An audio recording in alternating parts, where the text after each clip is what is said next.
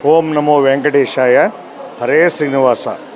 తిరుమల తిరుపతి దేవస్థానములు దాస సాహిత్య ప్రాజెక్టు భజన మండలిగా మేము గత 25 సంవత్సరాల క్రితం ఈ యొక్క భజన మండలి చేరి ఉన్నాము.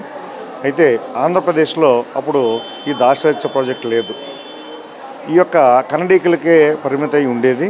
అయితే మేము కూడా ఈ ఆంధ్రాకి ఎందుకు తీసుకురాకూడదని చెప్పి పశ్చిమ ఉభయ గోదావరి జిల్లాలకి మేము ఆధ్వర్యంలో మేము ఆ భజన తీసుకువెళ్ళటం జరిగింది. అయితే గ్రామాల్లోని కూడా మన హిందూ ధర్మ ప్రచారం చేయాలి, హిందూ ధర్మం నశించిపోతుంది, సాంప్రదాయం నశించిపోతుంది.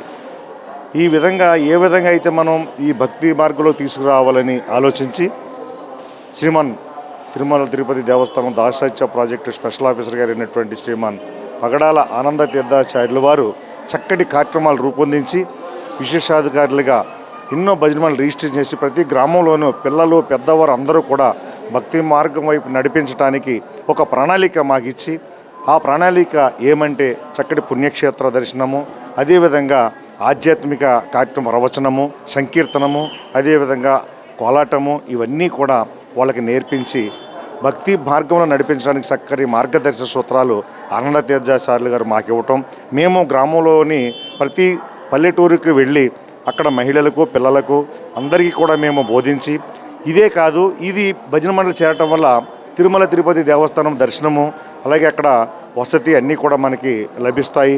అదే కాదు ఇతర పుణ్యక్షేత్రాల్లో ఎన్నో కార్యక్రమాలు జరపడానికి అవకాశం ఉంటుందని వారికి మేము చెప్పడం, అదేవిధంగా రిజిస్టర్ చేయించడం, అదేవిధంగా దాస సాహిత్య ప్రాజెక్టు మరి నైమిసారణ్యము, ఉడిపి, శ్రీరంగం, అదేవిధంగా మరి ఇంకా నైమిసారణ్యము, ఋషికేశు, హరిద్వారు, అనేక క్షేత్రాలు, అదే తిరుమల క్షేత్రం, ఇవన్నిటిలో కూడా కార్యక్రమాలు పెట్టి వీరందరినీ కూడా పంపించి వాళ్ళు ఎంతో ఆనందంగా కార్యక్రమాలు చేయడానికి, వారు 10 మందితో చెప్పడానికి మా ప్రాజెక్టులో ఇంత అవకాశం ఉంది అని వారు 10 మందిని చక్కగా మొబిలైజ్ చేయడానికి చక్కగా ఉపయోగపడుతుంది. అందుచేత దినదినాభివృద్ధి చెందుతూ ఒక ప్రవాహంలాగా ఈరోజు ఇంత జనావళిని సమీకరించుకోవడం జరిగింది. ఇదంతా కూడా తిరుమల తిరుపతి దేవస్థానం దాస సాహిత్య ప్రాజెక్టు ద్వారా ఆ విశిష్టాధికారులైన ఆనంద తీర్థాచార్య ప్రోత్సాహం, కృషి మేమందరము మరి గ్రౌండ్ లెవెల్లో విలేజ్ పల్లెటూరులో కూడా మేము చేయడానికి చేయూతగా ఉంది.